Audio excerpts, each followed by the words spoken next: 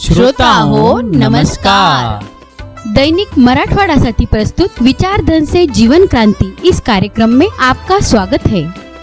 इस कार्यक्रम के संकलक है श्री चंदूलाल मोहनलाल बियाणी, मुख्य संपादक दैनिक मराठवाड़ा साथी।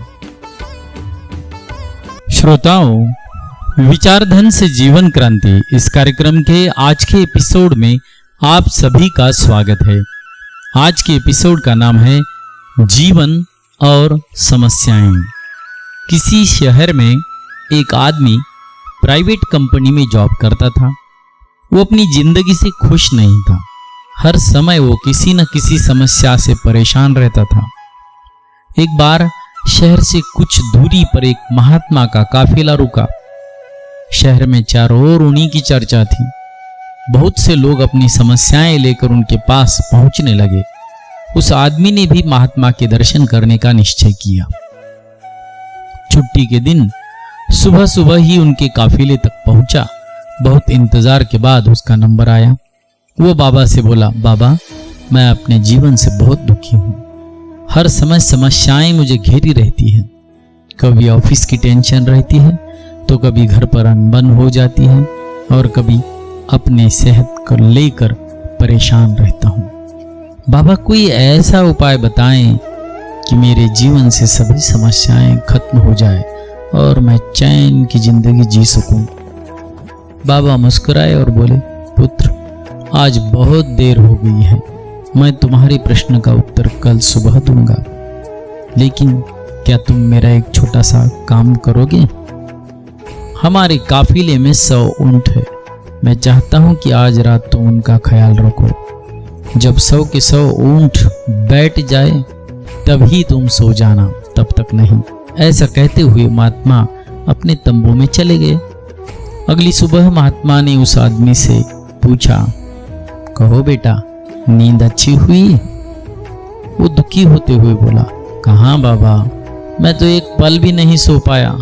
मैंने बहुत कोशिश की, पर मैं सभी ऊंटों को नहीं बैठा पाया। कोई न कोई ऊंट खड़ा ही हो जाता था।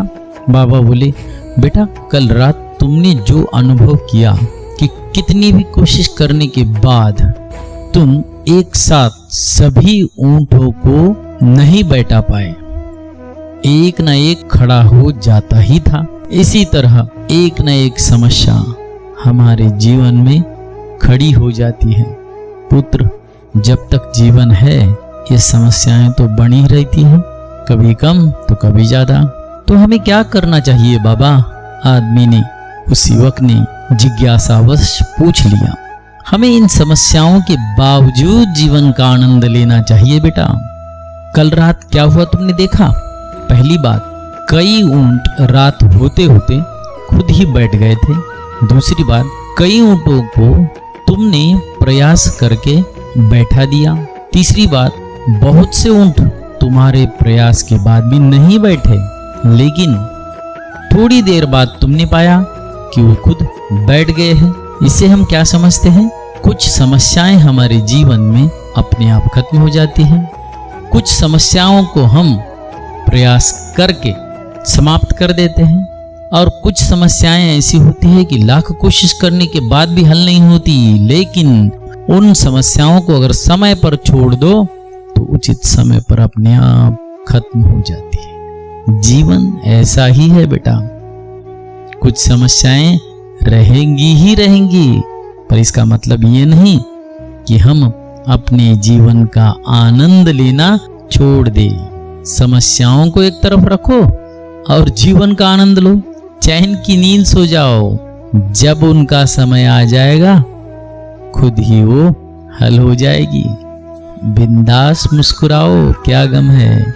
जिंदगी में टेंशन किसको कम है? अच्छा या बुरा तो केवल भ्रम है। जिंदगी का नाम ही कभी खुशी कभी गम है। मिलते हैं कल एक नए विचार के साथ। तब तक खुश रहे, सुखी रहे।